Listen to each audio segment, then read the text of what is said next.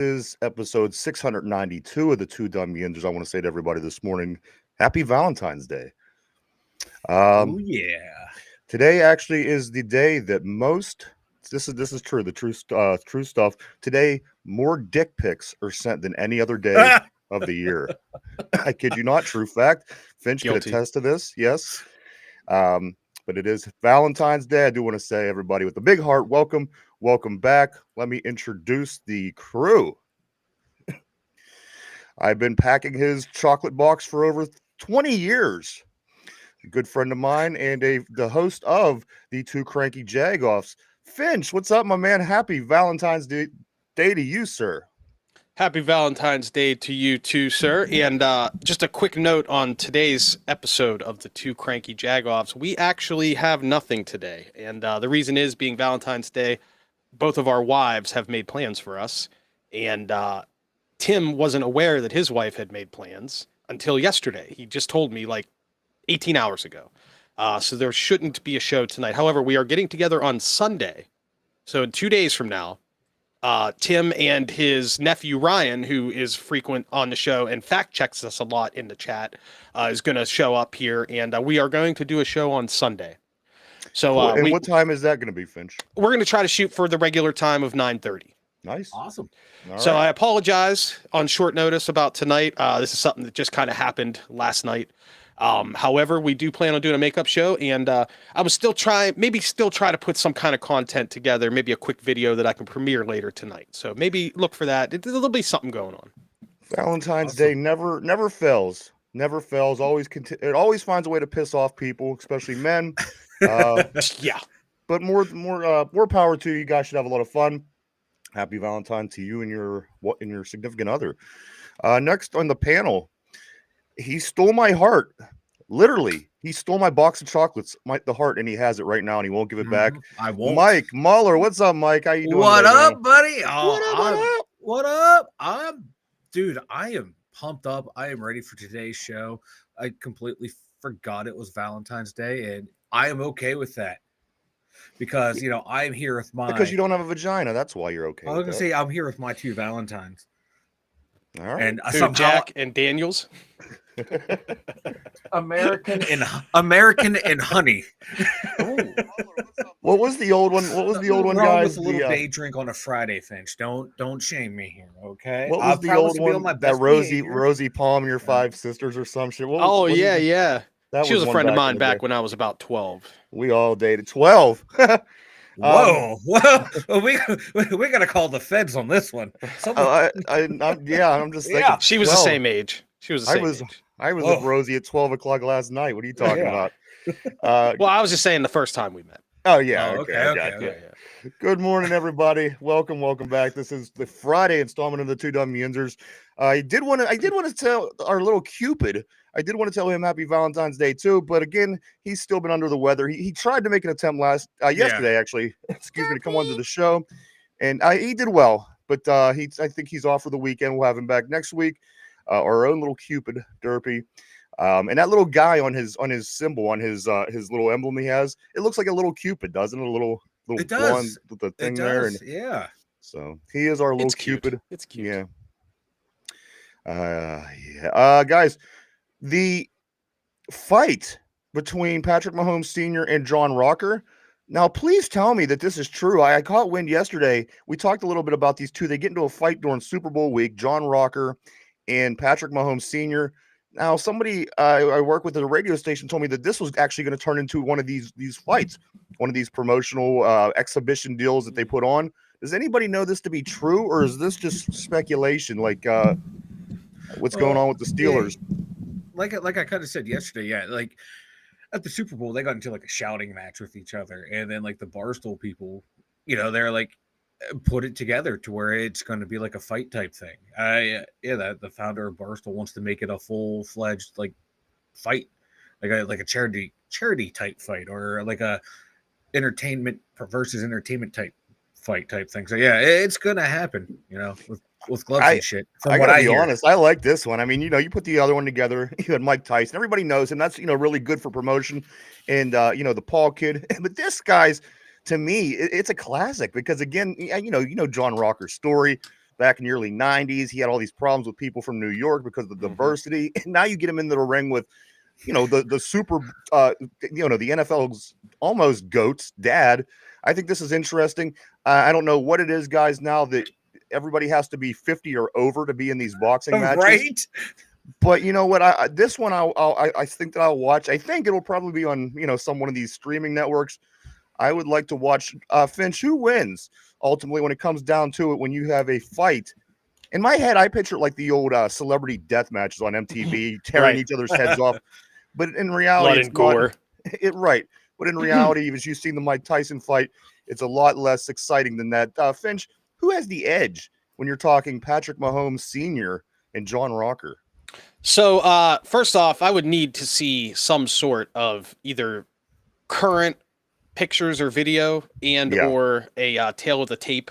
You know what I mean? Like, it's really hard to say. I could say, oh, well, John Rocker was a pro. I mean, they were both athletes, right? Obviously, Rocker, but his dad as well was like he was a pirate, a baseball player or something. Yeah.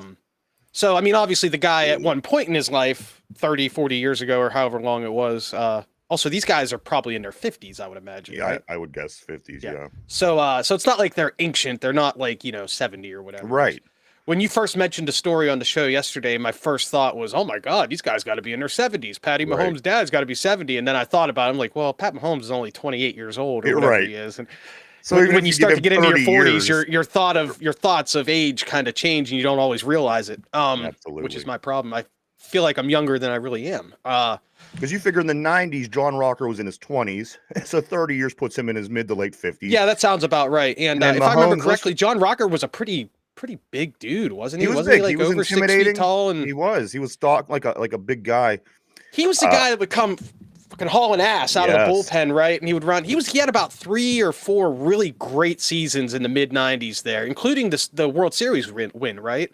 I think it was with them when they won their one World Series in like 96, I think it was. Very possible, but he was intimidation was his game.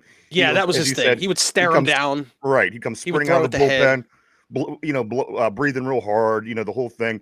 It was effective. He was a good relief pitcher. And you know what? I'm going to take him. I'm going to take him in that fight. Just based on my thoughts of him and remembering back the more you talk about it and stuff. Yeah. And we know, Finch, that obviously Patrick Mahomes got most of his chromosomes and genes from his mother's side.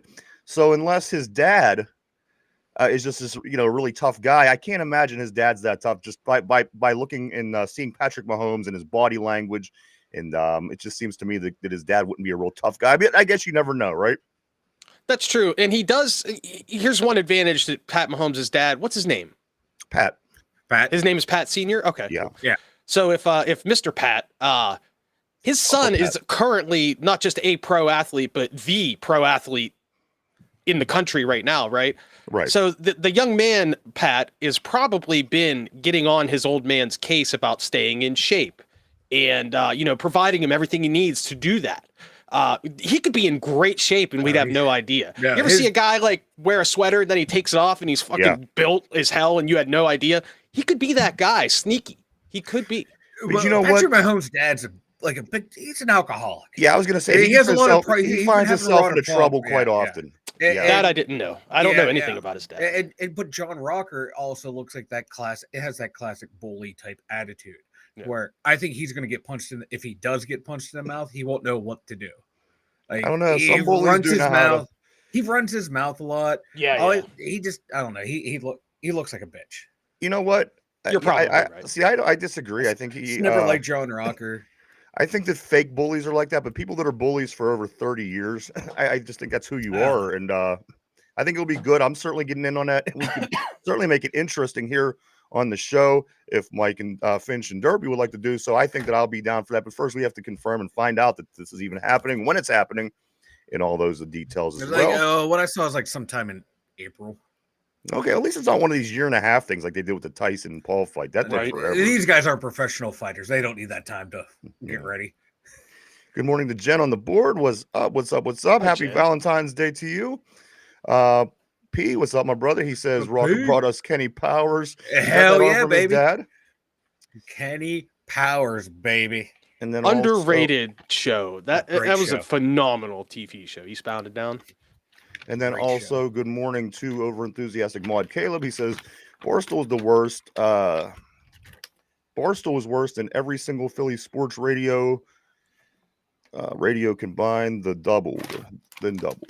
Yeah. And Barstool was terrible and toxic, but there are a couple Barstool was people pretty on there good when like, it first came out years ago. It Yeah. was funny because it was at like edgy humor added in. It was like they took all the best of what like Sports Center had in the late Yeah. 90s and early 2000s and had those kind of guys. And Barstool started out really great, and then it just, I don't know if it got like corporate ownership but it just went downhill, man. Yeah. It used to be good though. Yeah, I like PFT and Yeah. Big Cat. That's about all I watched from that note. Big Cat's the only guy that I ever really liked. Yeah. he's all right. He Pete makes says, I good still memes. have a Pat Mahomes Yep. rookie baseball card. Pat Mahomes rookie baseball card. You know what? I may too. Everybody may. The thing was, we all had baseball cards in the early 90s, and I guess he played in the early 2000s. But I'm just saying, if you go back and look at the base, what we did when we were kids, you had millions of baseball cards, and chances are, you knew your 5 favorite guys, and then you knew the other guys who were popular. So again, somebody may have a lot of Patrick Mahomes cards just laying around somewhere, and they might not even know it, Finch. Absolutely. I know that when I was younger, one year in particular, I think it was 1989, I have the 1989 complete set that somebody had given me. So every single baseball card from that year. And I remember pulling out all the Pirates and pulling out a couple of other players. Yeah. Like Canseco was big and a couple other ones. And I took that box and put it in the closet, and I've never seen it since. I got that when I was like 6. Right, nice. So I have no idea what happened to that box. It disappeared. So there could have been some great. 2029, because then what would it be, about 40 years? Did you say 89? Well, that's what I'm saying. I think it's gone. I think it's completely disappeared. I mean, I've moved a couple of times since I was 6 or 7 years old, and I don't have it anymore. So I still have a few cards from that set, but I don't have the set anymore. And it's a shame because 1989 had a lot of great players. It sure did. MLB. And there were a lot of good cards in there. Mod Caleb says, did Ryan just have a stroke while reading my message? I did. I'm still trying to understand what that message said. Sticky B says it's hot garbage now. I guess he's talking about Barstool. Yeah, I thought so too. I do want to say good morning to Sticky B. Sticky B. Sticky B. I love that name, especially on Valentine's Day. Harmon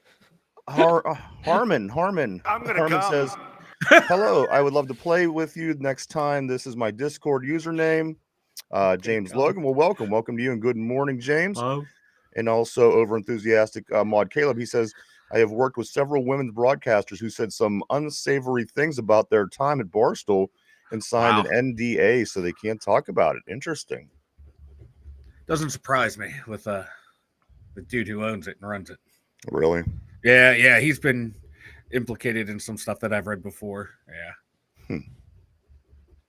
Well, guys, let's get into some talk here. We got the football talk. Let me start with this. A little bit of talk about the Super Bowl, Patrick Mahomes, real quick. Again, I'm just trying to finish out the Super Bowl stuff so we can be done. But this is one that I couldn't ignore and I couldn't not talk about, Mike Finch. Did you guys see the lady with the voodoo doll of Patrick Mahomes at the Super Bowl? And she's stabbing it away.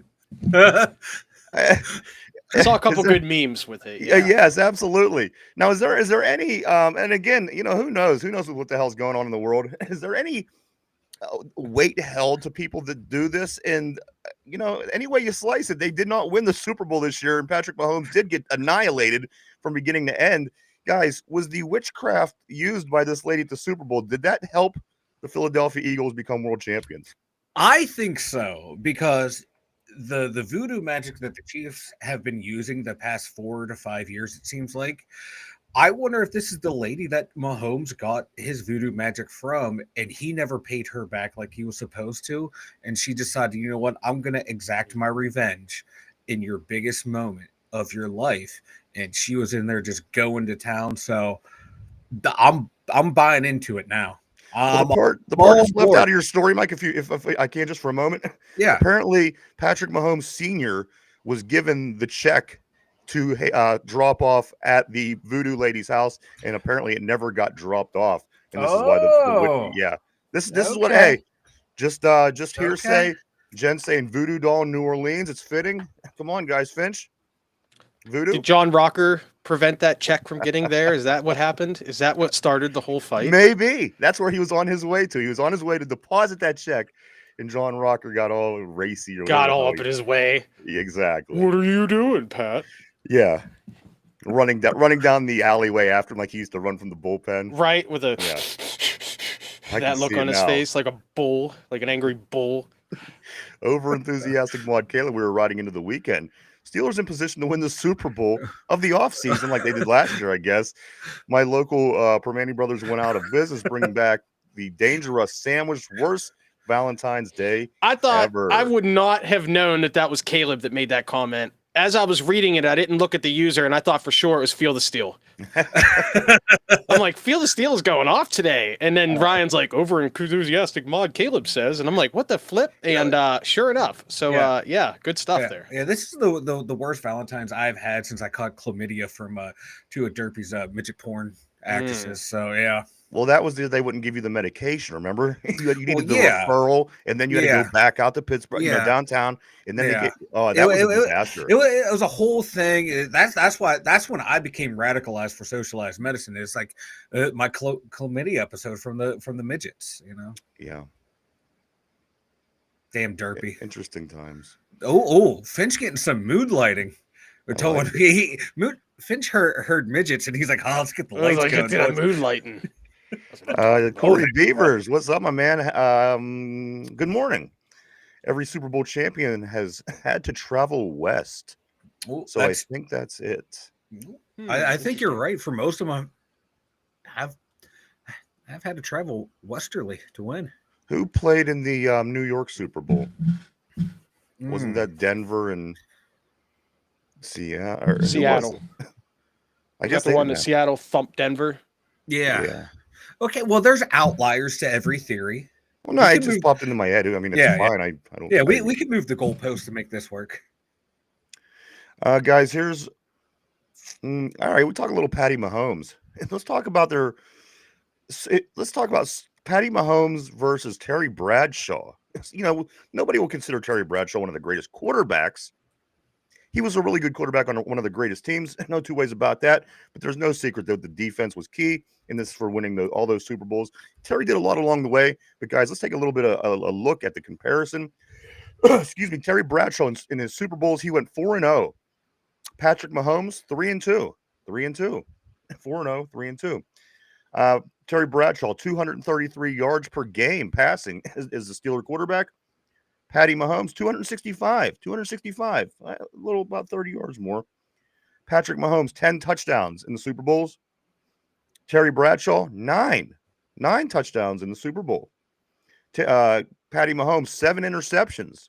Terry Bradshaw, 4 interceptions in the Super Bowl. 6.8 yards per average for Patty Mahomes. 11.1 yards per average for Terry Bradshaw. In this one, I'm not real sure what it means, but the statistic is touchdown percentage. 5.1 touchdown percentage for Patty Mahomes, 10.7 touchdown percentage for Terry Bradshaw. So, you know, I mean, a lot of this goes to, you know, people were saying the GOAT, he's better than Brady. He's doing so much. But he hasn't even surpassed Terry Bradshaw, who's not even considered one of the best quarterbacks ever, guys. Pat Mahomes is definitely the better athlete of Brady, Bradshaw, and whatnot. And it's, you know, Pat also, I hate to be that guy to be like, oh, the old guys are the best and the old way is the way. But Pat also benefits a lot, as did Brady, from rules. The rules are way different now. Yeah. Bradshaw did what he did in a time that was very unfriendly to quarterbacks. And that has to be noted, and that makes it impressive. And Terry's not the only one. I mean, there's a lot of those guys from the 70s and 80s. Joe Montana from the 80s especially did a lot. And he is a great passer, don't get me wrong. He's definitely closer to Pat Mahomes than Terry Bradshaw is in terms of pure passing talent and ability to lead. That's another thing. You know, Pat Mahomes also has an unbelievable offensive mind behind him with Andy Reid. Whereas, I'm not saying Chuck isn't a great offensive mind, but Chuck Noll was a defensive guy. And I think that might also be a part of it. Terry's brain power also contributed a lot to those Steelers offenses winning games. He would draw plays up in the dirt. That's how they did it back then. So I think Terry should have a lot of credit for that as well. And like Pete said, like, you know, Terry may have trouble reading a book, but he could read a defense. And like you said, Finch, you only need 2 letters, bro. X and O when X you're reading and O, football. baby. Yeah. And like he called his own plays too. Yeah, you know, he right. was his own offensive coordinator. And like a lot of quarterbacks today could do the same thing too, but they don't have to, so they don't have that skill set. But you know, the thing with Terry Bradshaw is you look at his regular season numbers, they're ass. They're terrible. They're not you great. You look at his postseason numbers. They're up there, like Ryan said, up there with Mahomes, up there with Brady, up there with Montana. Super Bowl MVP. Yes, 2-time Super Bowl Twice. MVP. So yeah, Mahomes is 2-time Super Bowl MVP as well. But like they all like, you know.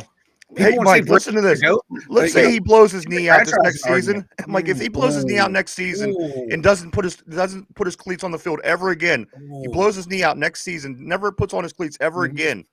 By these numbers, Terry Bradshaw outperformed Patty Mahomes in the playoffs in Super Bowls. Yeah, in the Super Bowl. Yeah, like, you know, that's the thing, that Bradshaw was the big time player. You know, he never lost. You know, Brady has lost in the Super Bowl. All these quarterbacks have lost, and there's what Bradshaw more or less standing by his lonesome. Like Bradshaw and Montana. That should be like the GOAT of like your Super Bowl quarterbacks would be those guys. You never hear that name though, Mike. No, you never hear Terry's name, and I think it is too, like Finch said, part of like the era that he played into. But you look at like Terry's first 5-6 years in the league, he was just a god awful quarterback, and then he started to get a whole hell of a lot better, overshadowed by those defenses, and then really shined in those last 2 Super Bowls.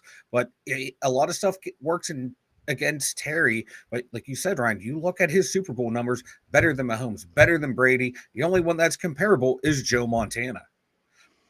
So, I mean, I just wanted to bring that up because there's a lot to say about Patty Mahomes these days, and you know, people are already crowning him the GOAT, but still, he hasn't surpassed Tom. Also, keep in mind, Bradshaw. There's this thing called recency bias. You know what I mean? Like everybody has been on the Tom Brady train for 10 years as the GOAT because it's still a recent thing. Yeah. In 20 years from now, you know, let's say another quarterback rises in the next 10 years and goes on to win 3 or 4 Super Bowls in a short amount of time, in less than a decade or whatever. They'll start goating that guy. Yeah. You know what I mean? If he's the guy and he's a great quarterback and he's leading teams the way that Pat Mahomes leads his team, like the way that Tom Brady led his team. Every basketball player was going to be the next Jordan. Yeah. Every hockey player is going to be the next Gretzky or next Gretzky or Lemieux. Yeah, right. Yeah. So, I mean, recency bias is a real thing, and it's especially real in the media because who are they trying to advertise to whenever you watch ESPN or the Fox News Sports, they're advertising to people in that like 18 to 34 range. Those are the guys that are watching the most sports television, right? Yep. So they're going to use recency bias to draw in those people because they know them. Yeah. You can't do a 1-hour episode of 2 guys chatting about Terry Bradshaw and expect people to actually watch it. Yeah. For a long amount of time. There'll be some old guys like us or our dads or whatever who would, but the people that they're aiming to get, you know, that's a lot of it too. So when you see the sports media really hammering home that this guy is the GOAT or this guy's better than this guy, a lot of that is recency bias because they're trying to appeal to a certain audience. And that's just how it goes in television in America. But like a common theme with Brady, Bradshaw, Mahomes, they all have what Ryan always talks about, that X factor, that one thing that's going to get you over. So I don't think you can go wrong with any 3 of those quarterbacks, you know. Yeah. All those guys are welcome to be the Steelers quarterback next season to me. Like, you give me any of those guys, even Bradshaw in his prime, I will take him. Absolutely. And I think Bradshaw would be better in today's game than back in the 70s because Bradshaw was a mobile quarterback. He was able to run. He has the similar skill set to a Justin Fields. You know, like go back and watch some of those early Bradshaw games. He couldn't read a defense to save his life, but you know, he had that X factor of, you know, he was able to get it together and biggest strike. Yeah, the bright lights on, he was able to win. But yeah, like give any 3 of those quarterbacks, oh my God. I'd love to have them in their prime today as a Steeler. All right, let's jump back on the board, guys. So we don't get we're getting piled up here. Every Super Bowl. Okay, let's see. What about the LA Rams Super Bowl victory? Was it in Hawaii? I think it was actually in LA, wasn't it? If I'm not mistaken. Corey says no, they just had to drive from the facility, I guess. You had to All drive right. west. Yeah, hell yeah. If you put it that way, I guess there's no way to argue that.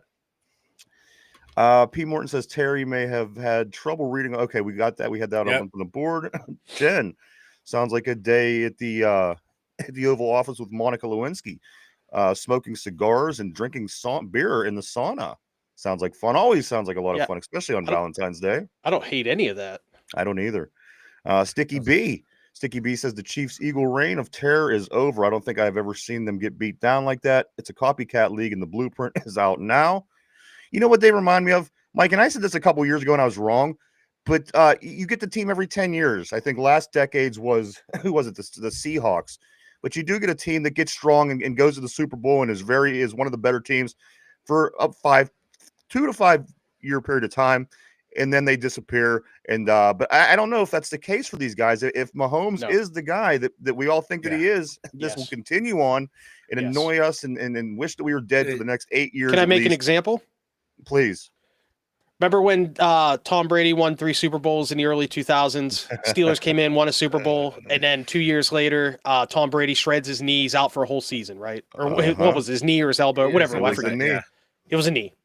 Yeah. We all said it. Oh, Tom Brady's done. Patriots are done. We won't have to hear from those guys. Maybe a couple more decent seasons. They're not going to be the dominant force. Yeah. They come back next year and have a perfect fucking season. Yeah. And then they go a couple more years and still make a Super Bowl. They lost a couple Super Bowls, but then they go and they win 3 out of 5. Yeah.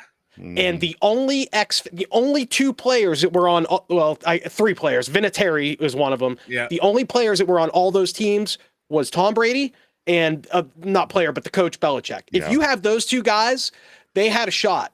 And they had the right ownership that allowed them to run that organization the right way. And guess what? Reed, Mahomes. If Reed can stay in the NFL, and I don't mean to be morbid, but if he could stay healthy for 10 more years and coach for 10 more years, he's getting a little bit older. He doesn't take good care of himself. Everybody knows it. We've all seen the pictures of him with the Waffle House menu. If those 2 guys can stay together for 10 more years, right. They were right, exactly. If those 2 guys can stay together for 10 more years, I don't care who they have on their team. They can make moves and they can win football games. Are they going to be as successful as Belichick? It's hard to say because that is a very high standard now. But when you have that combination of that quarterback that plays the way that he does, as you guys have been hammering home for weeks now, that kind of guy like Mahomes, as long as they can keep Andy Reid and do things the Reid way, there's no reason to believe that they can't be competitive for at least another 5, 6, 10 more seasons. And like it is a copycat league. I agree with that. Teams are going to try and do that. Teams are going to try and beat them by rushing 4. But are they going to have that front 4 the Eagles have, and they're going to have that back 7 the Eagles have too to be able to withstand. You're talking about a very, very good Eagles defense. One of the greatest defensive performances in Super Bowl history. Yeah. Not every team has that. Very few teams have that. And also, Andy Reid is a smart coach. He is able to adapt and overcome. If he sees that what's working and what's not working against him, he can definitely figure his way out of that. And he has the quarterback who has the talent and the know-how to make any plan work. As far as plan and preparation, also, there's a lot of time spent making, State Farm commercials, this and that. You know who was not making State Farm commercials? The Philadelphia Eagles. Just saying, somebody got to focus more on their work. Other people did not. And do it in the off season. What's that? Like it's a joke. I know. I got too pedantic. I'm sorry on that one. Corey Beaver says the original TB12. That's right. We're talking about some Tom Brady. P almost won. You know what? Montana almost did win, and I only remember that because they beat the Steelers 16. He should have been the Steeler quarterback that year. 13. I remember the year real well, actually. Barry Foster had a great year for the Steelers, but that was 1,600 yards rushing, something like that. That was the very end of the career, though, for Joe Montana. At the time, I didn't want him to do, but now looking back, I kind of wish that he would have. Over enthusiastic Mod Caleb. Wasn't Bradshaw's last Super Bowl victory when players wore leather helmets? Yeah, pretty much, right? Roger, what's up, my man? Good morning to you, sir. Steelers quarterbacks in general don't get the respect they deserve. I would take Big Ben over every quarterback in this era, including Brady. You know what? I would agree with that, Mike and Finch and Roger as well. They just don't get that respect. I mean, No. I've heard from every Yinzer and every relative ahead of me about how great Terry Bradshaw was my whole life. But then you get older and you start talking to people outside of Pittsburgh, and that story changes. And you start reading stats and you're like, oh, you know what? He wasn't as great as everybody says. But I got to tell you, at the end of the day, the things that Ben Roethlisberger was able to do from season to season for almost 2 decades was amazing. And the fact that he's not touted as one of the top quarterbacks, I think nails this point home for Roger, and it hits it right on the head, because Ben Roethlisberger should be getting so much more credit. They don't even put him in the top 5 list of quarterbacks from that era, which is ridiculous. I mean, not just because he won a couple Super Bowls, but he did the only quarterback to throw 500 yards twice in a row. And I mean, the list went on 12 touchdowns in 2 games.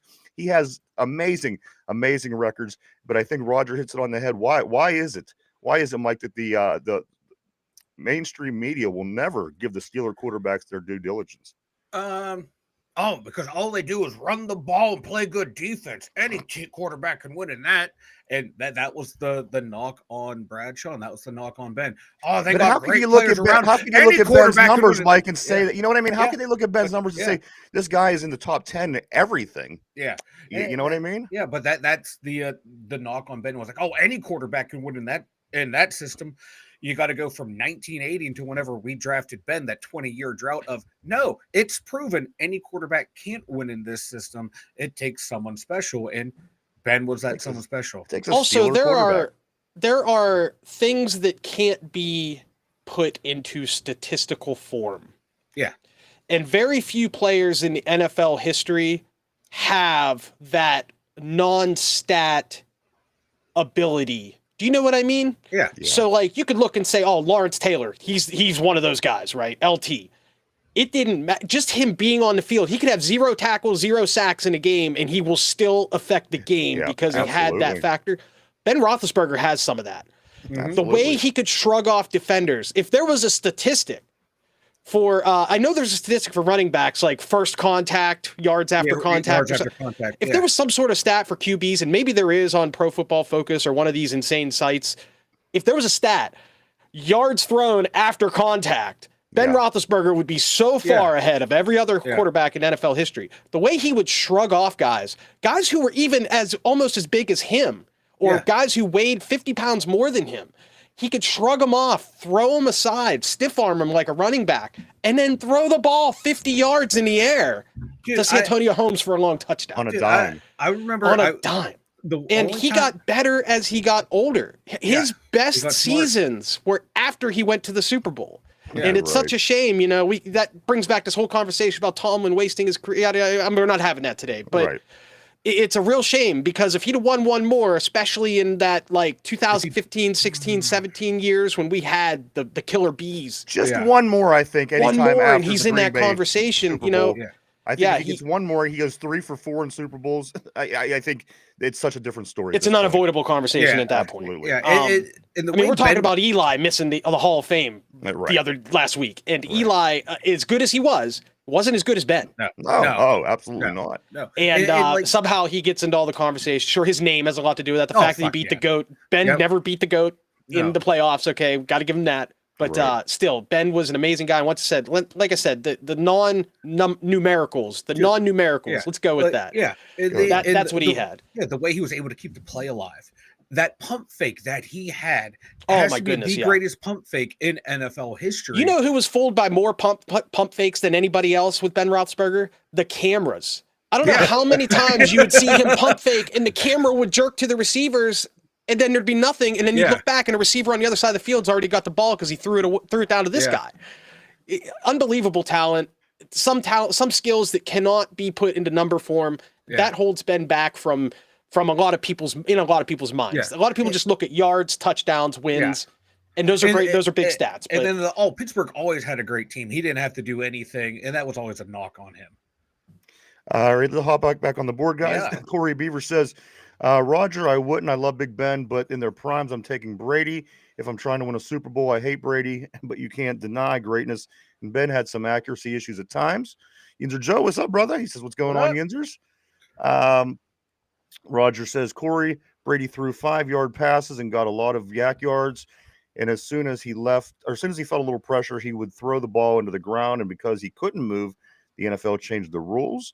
That was how you took care of Brady back then, was you had to get him mobile. If Brady was out of the pocket and they kept him moving, you could stop him. Yeah, but That's you how know it what? worked for years. How He accurate still is could that throw for a- every great quarterback? What did we have to Yeah. do to beat Peyton Manning Hit the year we went to the Super Bowl? You just Get had him to out of the pocket. You had to get him out of the pocket, and it worked. We focused on that. We game planned around that. Joey Porter was in his ass all game. All the time. I mean, obviously, a lot of other things happened through the course of that game that that decided it.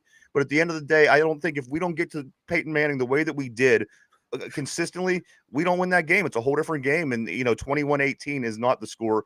But that's what you got to do to these good quarterbacks. Quarterbacks that will pick you apart. You got to get them off their rhythm. Back on the board, let's see. Corey Beaver says, you take what the defense gives you. You're taking 5-yard passes or throwing away when you can't get 10 or 20. Just saying, I hate them. They're defending Brady, but his decision making was better. Roger said not to mention the cheating they did year after year. Oh yeah, Spygate, baby, Spygate. Ben says, or I'm sorry, P says Ben was a pocket passer that a DB couldn't tackle. Yinzer Joe says, all I know is Ben ran around when protection broke down and got rid of the ball for big plays. Sometimes even ran over a linebacker or DB. And Ben trained his receivers to look for him to do that. His receivers did Brady great jobs. Went all out like that. Yeah. Go ahead, Finch. Sorry, I didn't mean to interrupt. I didn't. No, you're good. What was you saying? Ben did a really good job of training his receivers to look for that. Yeah. Because Ben knew that was a strong suit of his own, and he had his receivers. And Hines, I remember watching an interview with Hines. When Hines would talk about how Ben would mention to him, like, "Hey, man, if it's 3 seconds and I haven't thrown a ball yet, just run." Yeah, I'll find you somewhere. And he would. I mean, his skill was just so amazing. Like Ben was just his own beast. There will never be another player like him. There will be many imitators, but no duplicators. He's like a creator player that you purposely nerf some of the stats with. I'm going to make him great at this, but we're going to tweak it down here. Let's so it's a little bit of struggle. Let's set the height all the way up, right? Yeah. And make him the biggest body we possibly can. As Finch mentioned, Ben was his own kind of player. And that's why he was the great, like Brett Favre. And I know Mike doesn't like him, but let's say for the sake of the game, he was just his own kind of guy. Yeah. And he became the best at that. So for anybody to ever come in that conversation, you have to be that particular kind of quarterback and then continue to do all those things that Ben did. So, I agree. These are two very great quarterbacks, and it's unfortunate when people argue or debate who's better that there has to be somebody that's wrong. Because at the end of the day, they're both great in their own way. Yeah. My guy's Ben, but at the other end of this, guys, Tom Brady did win 7 Super Bowls. How can you deny that? P says, when Ben survived the motorcycle accident with no helmet, I knew he was special. Like, he got better after it, man. Like, his brain got rewired a little bit. And Brady had next level accuracy and timing. Go ahead. Yeah, summer. Oh, Finchie's not breaking up. Hello, can you hear me? Am I there? Yeah. Okay, just making sure. Yeah. That was a bad move, Ben. Because we went from a high to Ben crashing his face through somebody's windshield. It was tough times, man. Because we that was our first quarterback our first Super Bowl in 25 years. We were on it, like I said, we were on this huge high, and that happened, and that certainly brought the morale down. Nonetheless, he landed on his feet, guys. And he was able to rebound and do well after that as well. So we're glad for that. Let's talk about a few other things here, guys. I want to talk about one player from another team real quick, guys. Cooper DeJean, Mike. Cooper DeJean, a guy that we talked about a lot in the offseason, the draft and everything. Cooper DeJean absolutely destroying Derrick Henry, intercepting Patrick Mahomes for a pick 6 in the Super Bowl. The highest grade among all CBs in the NFL in 2024. Only 22 years old. Mike, did we miss the boat on taking somebody like a Cooper DeJean? Did all the teams miss the boat on taking somebody like Cooper DeJean? And at the end of the day, people automatically said, you know what? Well, he's a white guy. He's probably going to end up at center or at safety. Mike, did the league miss out on this guy? It depends on what you needed in the system you play. He was playing a lot of zone back there, and Pittsburgh, we've gone to a man team, so he really wouldn't have fit into our scheme. I would have liked him because I thought he would have been good as a nice free safety back there. Let him do what he wanted to do, put Minka closer to the line, let him be a thumper, and give him some more responsibilities down low to do those tip passes. But I think other teams who run predominantly zone miss something out on him. Because you saw in college, he was a special player in college. He was making those big plays. And then you got to think, too, like we talk about with quarterbacks, it's all about the system and the team you go to. What if talents have been utilized correctly? And then team needs. We kind of rebuild our secondary through free agency, and we had to rebuild the offensive line. So I kind of understand why we went the way we did in the first round. And like P said, it's that white cornerback bias. Well, that's why I wouldn't have taken him. Yeah. I wouldn't have taken him because he's a white guy. Yeah. Not even being funny. I mean, just because how many? Yeah. Right. I wouldn't take. I'd take the guy that's faster or more athletic or whatever. Yeah. I that's why. But now, as I said, as it's playing out again, done great things in a rookie season. Yeah. Winning a Super Bowl. I mean, come on, this guy's going to be tough. And Finch, let me ask you this: is correlating to this question, is player development the Steelers' main problem or one of our main problems? And if we would continue, these guys, we should have got Jalen Carter. We should have got Cooper DeJean. We should have got this guy. Do these guys still become what they are in the Steeler development? And we're just that far off? Or do you think that we could have picked these guys up and they could still have the same production as they do on the teams that they respectfully went to? They wouldn't have the same success that they would have, that they currently have. You know what I mean? It's like you just mentioned before. It's certain people are just given this gift of falling into the perfect situation. Right. And the Eagles have a great coaching staff, great recruiters. They've managed to find these great young players, and they knew that these guys would be the guys. They knew that if they could put Cooper DeJean on their squad, that they would be able to put together a scheme and plan within their already established plan that would work, and they proved it, right? All they needed was a great athlete with a good head on his shoulders, and Cooper was the guy. Does he come to Pittsburgh and do as well? Probably not. Now, he is a great athlete. He's definitely going to thrive. Probably anywhere he goes, he's going to do okay. Is he going to do a pick six in a Super Bowl, though? Probably not, because he's not going to be on a team that's built around him the way that defense is. Not around him, but incorporates him so well into it. And Mike and Finch, let me ask you this. P said on the board, he said, speed is speed, though. Now, right. Speed and talent is speed and talent. I disagree. Listen, we've played sports. We've watched sports. I don't want the white. Listen, it's the NFL. You're at the highest level. As good as he is, I just know that there's somebody that's not white that's probably better. I'm just saying. Yeah. But I wish him all the luck. I hope everything goes well. I'm just saying I wouldn't build my defense around him. Yeah, like we would have had, because he went 40th overall. We had picks 20 and 51. Yeah. So he was like sandwiched in between. You take Fatano at 20, trade up, get Cooper DeJean, and then miss out on a Zach Frazier, your center of your line, because we were trying to rebuild the line in the draft because we did the secondary and free agency. So it's like if we would have did it opposite, rebuild the O line in free agency and get secondary the way Philly did, getting Quinion Mitchell in the first round, 2 picks after we picked, and then Steelers maybe trading up and getting Cooper DeJean. Like we were talking about, how would that have fared? Would Quinion Mitchell been a lockdown corner the way he is? Where did Mitchell end up going, Mike? Because I know he went to Philly. He picked. He's on that team too. Yeah. He was their starting man corner, and on the back end, Cooper DeJean was playing a lot of zone. Draft. You got DeJean and Quinion. Wow. Yeah, I didn't even realize that, Mike. Yeah, like Howie Roseman for the past couple of years has been putting together a damn good draft, and that's why. Who's the other guy that works with Omar Khan? He came from Philly. He worked under Howie Rose. Yeah, he worked under Howie Roseman. So you're kind of, they built their team in the trenches, and that's kind of how you see the Steelers. They get Jalen Carter last year in the draft. This year, you get Cooper DeJean, Quinion Marshall. That team is winning. That team is winning at everything they do right now. Let me jump back on the board here. Going back to Ben here, you know what? This is funny, real quick. P, as I said, Ben was able to land on his feet. P said he landed on his face, which is actually more accurate. I'm sorry, Corey says Ben is my favorite QB. I'm just trying to be realistic as all. Yeah. I can't allow my bias to cloud my. I hear you, brother. I hear you, man. Sometimes you got to look through those black and gold sunglasses. Avonte Maddox, of course, amongst many names, as we talked yesterday about the rumor mill starting early here in Pittsburgh. Maddox, I'm sorry, was a name that was a possibility for the cornerback. Of course, Dante Jackson more than likely moving on, and Maddox probably in an overstuffed Philadelphia secondary.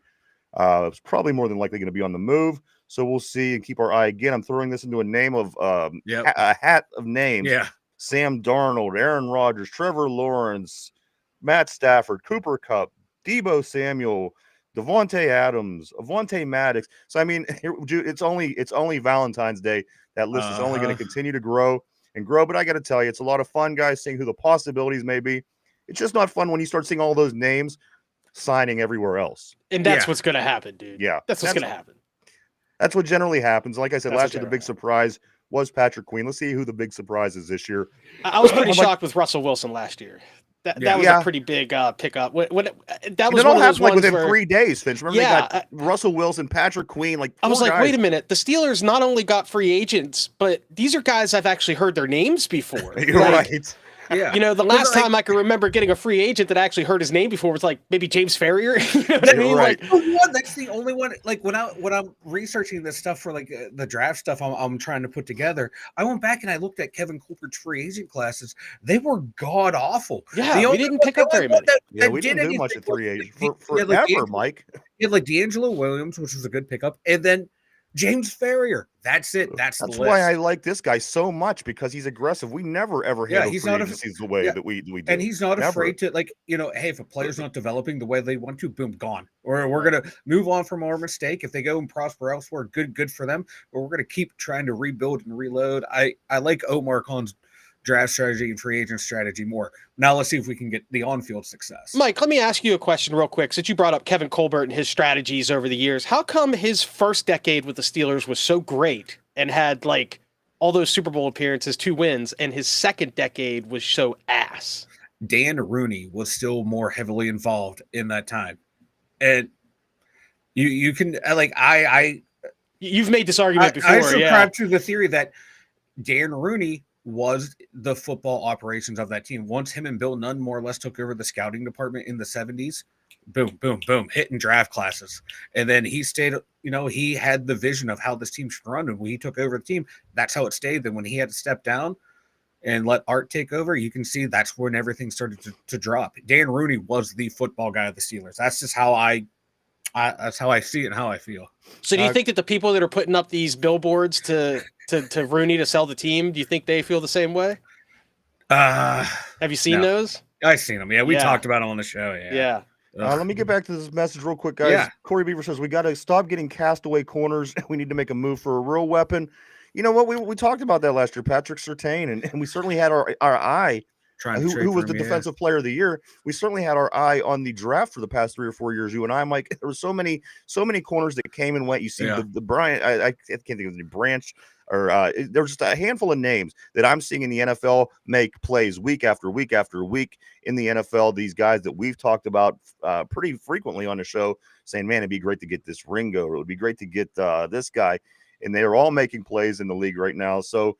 We do. I mean, obviously, we have an issue at the corner position, you know, that starting slot, and Mike, and again, as we were mentioning yesterday, the inside, the nickel corner, you know, this is going to be a concern. So it's very interesting, guys, because what we needed, we now need a little bit more, because players are going to be moving. And so it's going to be interesting to see how we play this free agency season out, to see how we play this draft out, to see who we do sign, bring back. That's what I said. This guy's, it's not a big drop off. This is a lot of fun, and it's a continuous part of the football season, and it can be just as fun as the season sometimes. And it's going to be fun to see, like, you know, Omar Khan showed he's not afraid to make trades, not just trade players away, but trade players into the team. And to see, you know, there might be someone, you know, we're going through looking at free agents. It wouldn't surprise me if Omar Khan and them, they're looking at rosters. Okay, who's coming up? Who fits our scheme that new coaches have gone to other teams. They're going to bring in their own system. Now, hey, if they going into a zone on their back end and they were a man team, what good cornerbacks are out there that we could probably sing a trade for? A couple questions on the board, guys. Let me go to Sticky B first. Sticky B says, guys, do you think Najee comes back? Me personally, I don't think so, but I like him. I want him to come back. Mike, I think, has the opposite opinion. But, Mike, what do you think? Does Najee come back? And Finch afterwards, please. I'm not sure if he comes back. I wouldn't be opposed to him coming back. I like the rotation that they use with him and Jalen Warren. I just, if Najee was drafted in the second, third round, I'd love him. Let's bring him back. That first round pedigree thing, it kind of puts a bias towards my evaluation of him. Yeah. But I like the 1-2 punch of Jalen Warren and him. And if he comes back and it's still a 1-2 punch, I'm happy for it. Finch? I feel like the Steelers might give him the best offer. I don't think he's going to come back, but I think there's a good shot that other teams are going to look at him and think, you know what? I don't think he's for us. I really don't know where he would fit in really well. I like Najee. He doesn't fit in that great here. Let's be honest. Like, the line in front of him hasn't been great. That's a big part of it. But I don't know if he is that attractive right now to other teams. I do think that first round pedigree has a little bit to do with it. Yeah. I think a lot of guys think the way you do, Mike, and I think that a lot of people understand that pedigree brings a couple extra bucks. Yeah. It wouldn't shock me if the Steelers do make him a deal and that it ends up being the best deal that he gets offered. Yeah, but like Ryan always says, so where you're getting out of Najee. You're gonna get 1,000 yards a year. You're gonna bet like 60 yards a game. You're gonna have a couple games he takes over, so what you're getting from him. And if you're comfortable with that, and him and he's Jalen consistent. Warren, you have those two. And so is Jalen Warren. He might be a good complimentary back. I don't know if he's a feature. And his numbers, as I always mention, they are consistently better than everybody in the league. The past 4 years, his 4 years in the league, he did reach 1,000 yards all 4 seasons. Nobody else did that in the league. Yeah. So you do want to keep that in mind. Jen, guys, she says, our Valentine's Day player wish list. Who are you crushing on? Mike, I'm going to start with you. Who are you crushing on? Who do you want? Who's your ultimate Valentine's wish list guy?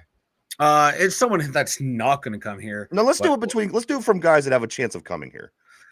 Because we could all say we want Patrick Mahomes. You know what I mean? Oh, yeah, no. I'm going for available free agents. T. Higgins. T. Higgins is the guy I want. I think him and George be a dynamic duo.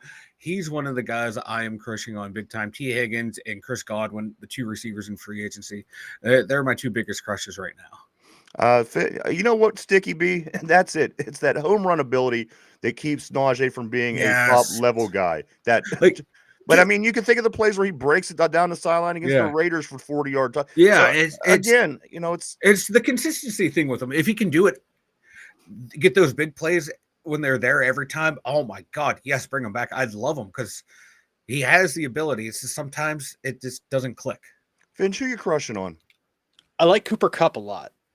Ooh. A lot of people do. Now that this Trevor Lawrence thing has kind of come about, like I'm thinking about that a little bit. I was thinking about it a little yesterday when you were talking about it. I'm like, yeah. I mean, people aren't super high on him right now, but I kind of like that guy. I think he has a shot. He has long hair. People love that. He's a Pittsburgh that Kevin favorite Green already. Thing going on. I don't hate the idea of Trevor Lawrence coming here. I haven't really taken the time to think about how successful he could possibly be or if he would even fit into our system or whatever, but the guy is talented. He's been on an absolute shit squad of a team. I mean, I would like to see Trevor Lawrence and Cooper Kupp. I think those would be two great pickups for us. One or the other or both even, I mean, the list is long. As I mentioned, Sam Darnold, Trevor Lawrence, as Mike stated, T. Higgins, Matt Stafford, Cooper Kupp, Devontae Adams, Deebo Samuel, even Aaron Rodgers. I mean, what do we need? You know what I mean? I want my crush to be somebody that we need, and all those people we need. But guys, somebody on the defensive line. I would love somebody to be dominant and to come in like a Jalen Carter from Philly or the guy Jones from Kansas. We need that so bad. If we could just get a defensive lineman that could clog up the middle and create plays and just be a terror, man, that would be a crush of mine. Corey Beaver says, what I hate is we've already invested so much money into the defense, hardly any on our offense, so we aren't all in on the defense because we won't trade for big name CBs and won't pay wide receivers either. You know what? Somebody made a good comment on the comment section the other day, Mike. They had said something along the lines of, you got a lot of rookies on the offensive side of the ball playing with rookie contracts, mostly on the offensive line. And again, you weren't really paying at number 2. Yeah. So, there wasn't a lot of money being dumped into the offense prior to this year. I'm wondering if that starts to change, Mike, just because, you're seeing the results on the football field. I think it will, because on defense, we starting outside corner, that's the biggest need. And some of these guys, like, you have $43 million to go. You figure $10 million is probably going to go to Justin Fields. That's probably going to be our cornerback. Going to pay maybe another $15 million for a corner, and then use the rest of that money on your wide receiver. Upgrade that. Get it. T. Higgins is probably going to command around $20 million a year. If you really want him, you got the money for it. Go and do it, and you can cut a bunch of dead weight on the roster of guys that are making $13 million a year, like Preston Smith. You cut him. There's no cap penalty, so they have a lot of money to spend, and it should shift a lot to that offense.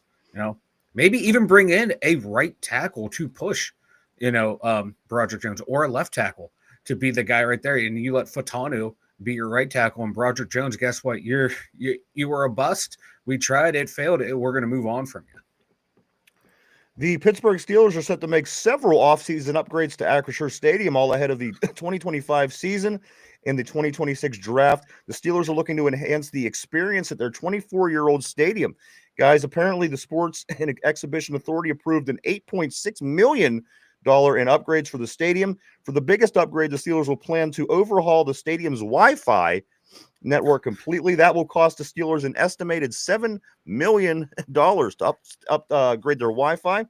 Also, let's see, the project manager says the Wi-Fi system in the stadium is far past due and needs an upgrade. Post-Gazette reports the upgrades will include all new cabling, 1,357 wireless access points, and single mode fiber and electric pathways that will help bolster the system. On top of that, fellas, in addition, the Steelers will install $1.6 million of bollards around the stadium designed to prevent vehicles from crashing into the buildings. The Steelers already have some around the stadiums, but this will greatly expand the number. The bollards are expected to replace many of the potters around the Acrisure Stadium, with 10 of these expected to be removable. So, guys, I mean, some not so attractive upgrades, but I guess you need these things, right? You need your Wi-Fi up to date, and you don't want anybody smashing into the stadium with their vehicles, things like this. Guys, Acrisure Stadium spending some money, Mike. They'll spend money on the Wi-Fi, but they won't spend money to attract better quality assistant coaches. So yeah, we need better quality assistant coaches. Maybe that's what it was. The coaches weren't coming here because the Wi-Fi sucked. They couldn't there we get go. on their portal. You never know what came first. Yeah, you never know. I love that explanation. And I love that song, especially on Valentine's Day. Oh, yeah. Those are not sexy upgrades, Sticky B says. The Wi-Fi is a good upgrade. And to be honest with you, the NFL, if there is a problem with the Wi-Fi, if it is outdated, the NFL might have gotten on their shit about it and said, hey, our referee Microsoft Surface tablets aren't, working as efficiently as quick. You can't do the replays as quick. I mean, that's a real possibility. We don't know that. But the Wi-Fi upgrade, it really is a big upgrade for the stadium and the team. We'll take it. All right, guys. They need it. Over in Pitt football, Mike, five guys from Penn State, 4 guys from Pitt are all heading to the Combine. Yep. Kicker Ben Sauls. This guy's going to have a nice career in the NFL. He has always been a great kicker. Gavin Bartholomew, our tight end. Kanata Mumfield, and also Branson Taylor on the line. So good luck to all these gentlemen for both of those programs. Yep. Hope that they could do some awesome stuff in the NFL. We're certainly behind every single one of you. Mike, the Penguins make a minor trade. What did they get this forward? They get Matthias Laferriere for Corey and Don Vonsky. Mike, nobody really is going to pay much attention to this trade, correct? No, unless the big hockey heads know who these guys are and can rattle off their stats and how they're going to fit in. I don't know who these guys are. Over in Pitt basketball, they're back on the hardwood tomorrow as Miami, the Hurricanes come to town to take on the Panthers on the hardwood. That game is at 12 o'clock.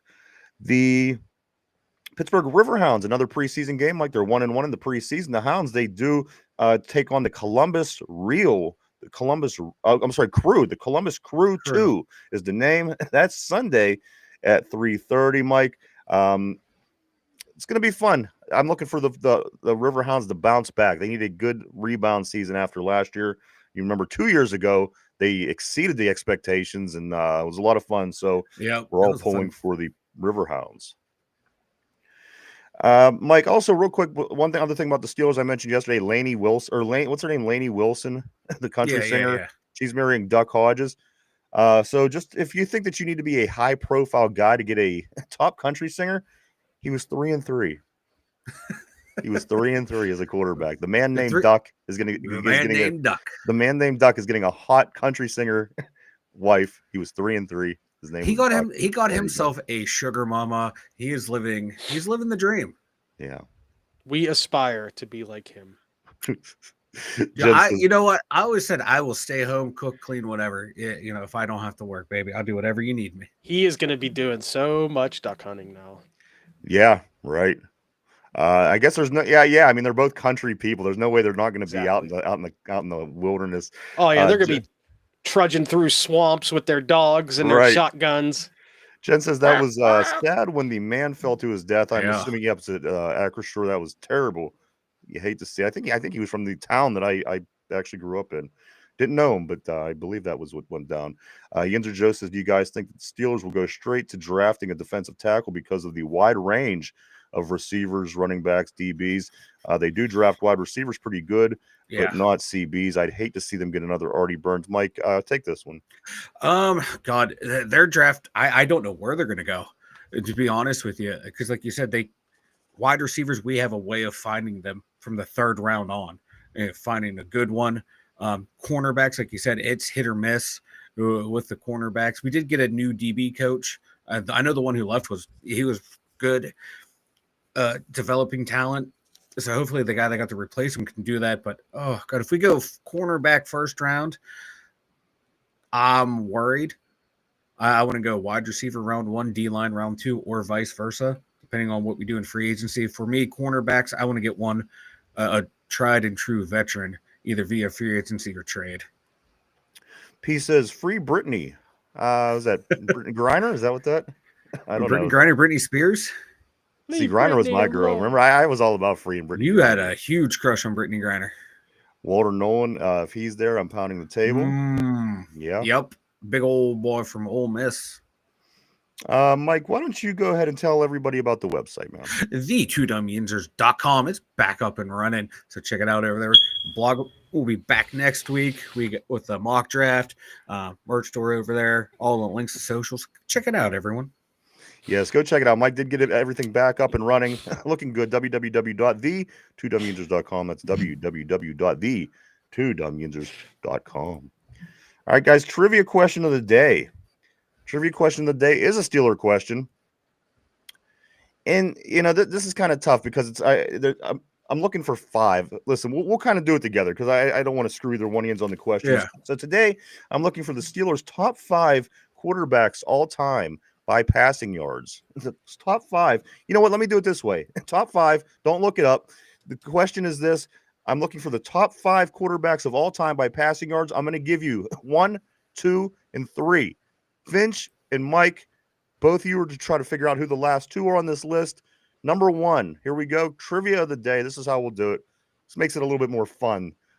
Steelers' top quarterbacks all time by passing yards.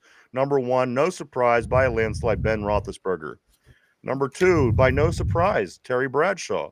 Number 3, some may be surprised, not me, Cordell Stewart. Cordell Stewart. I knew it, yeah. All right, guys, 4 and 5. 4 and 5 is what I'm looking for.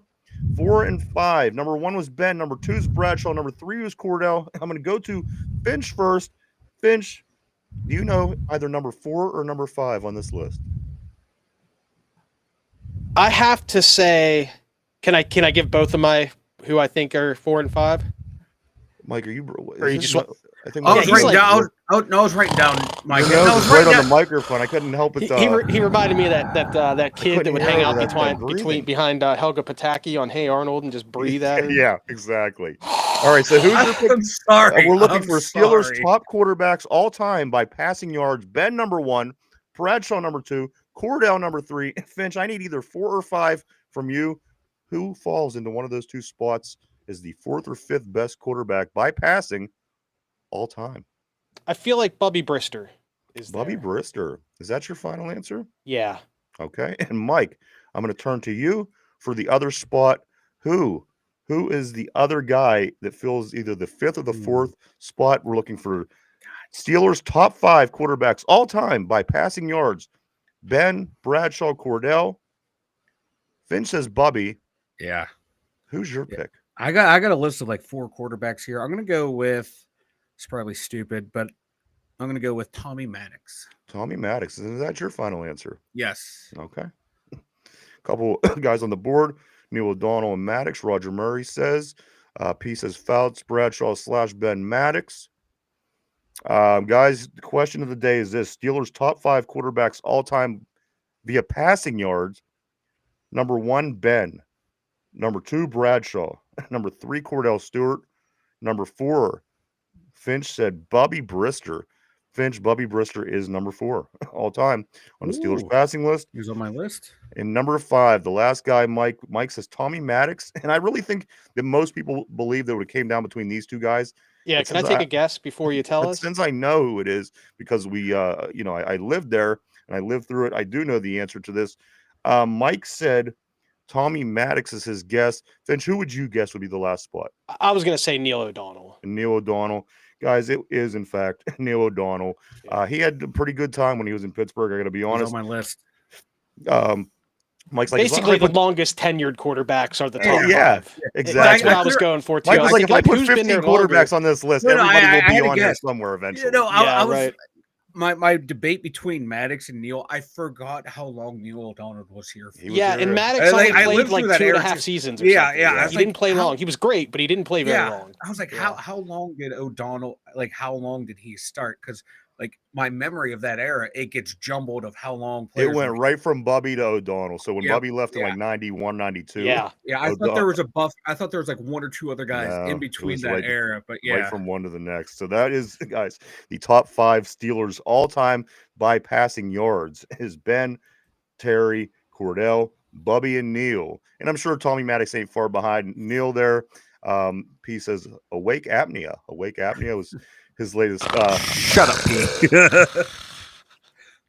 I know everyone's probably wondering what the hell's going on. It is my nap time, I do work 3rd shift. Okay, come on now, give me a break here.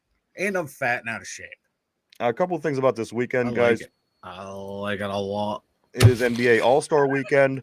If you're into the NBA, that is going on this weekend. I know they have the young talent game. They have like the All-Star game. They do all that fun stuff. That's this weekend, guys. The NBA All-Star game. If you're going to check that out.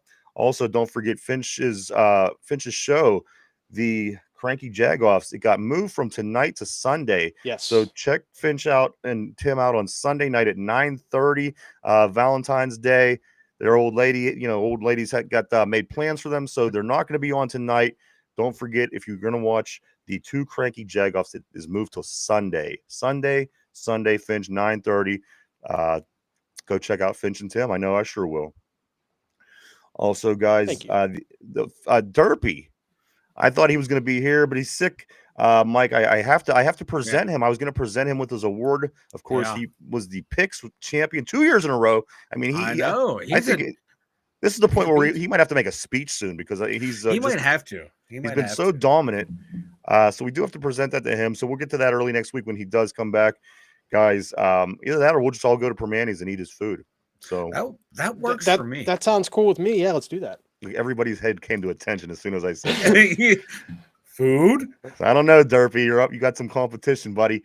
What else, guys? I know it's Valentine's Day. Everybody have a great day and weekend with your sweetheart.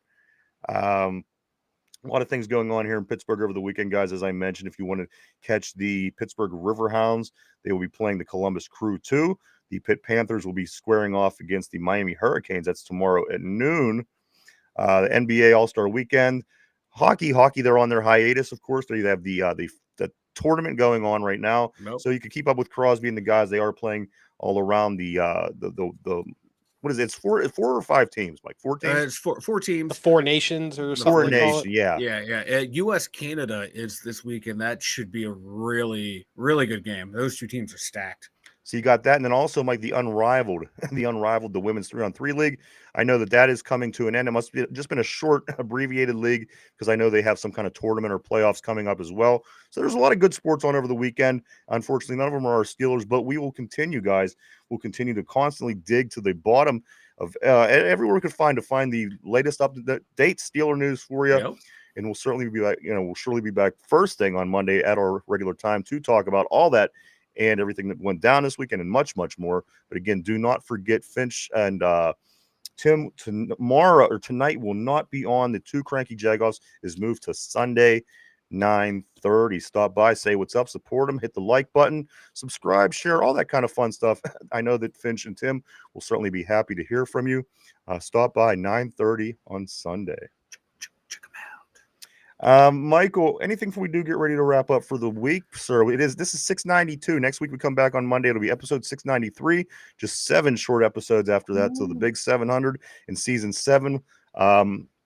Anything heading into the weekend, man? Other than everyone have a good weekend. Thanks for tuning in. There are rumors going around about Matt Stafford, real quick. There's a rumor that he might be going to the Giants for the 3rd overall pick. So the asking price for Stafford seems kind of high. Yeah. I don't know if Pittsburgh will be able to or willing to meet that price. Yeah, interesting. Vince, what do you got, man, going into the weekend, brother? Just Valentine's Day with the family tonight, working Saturday and Sunday. Not too much exciting stuff going on until Sunday night until we do the show. So just one thing that trying I to just chug realized, the term old lady, doesn't come out as fluently when you're talking about somebody else's wife. Finch and Mike and their old ladies are going out on. Yeah, it doesn't sound right now. Doesn't have the unless we're all The in context is key. Yes. Unless we're in like a context is key. biker gang. Right. Hey, how's your old lady? What's your old lady up to? Yeah, Hey, your old yeah. lady fell off down the road. Yeah. It doesn't work well with guys like us. Yinzer Joe said congratulations to the Duck. It's his engagement to Laney. Absolutely. Good luck. Good luck. And hopefully you have a great future, guys. I do want to say thank you to everybody for stopping, checking us out, and hanging out with us today. We appreciate each and every one of you. We truly, honestly do. We wouldn't do it without you. Thank you so much, everybody. I do want to say thank you to everybody on the board. You guys always keep things interesting here on the show. Everybody at home, thank you so much. Guys, again, the weekend, something's going on, but for the most part, again, we'll keep digging, finding as much scoop on this free agent speculation and everything that goes with that. And we'll be back to talk about all that and much, much more. First thing Monday morning, we hope to see everybody back. For Finch, for Mike, myself, the Two Dum Yinzers, everybody have a great Valentine's Day weekend. We'll see you on Monday. Bye-bye. Boom.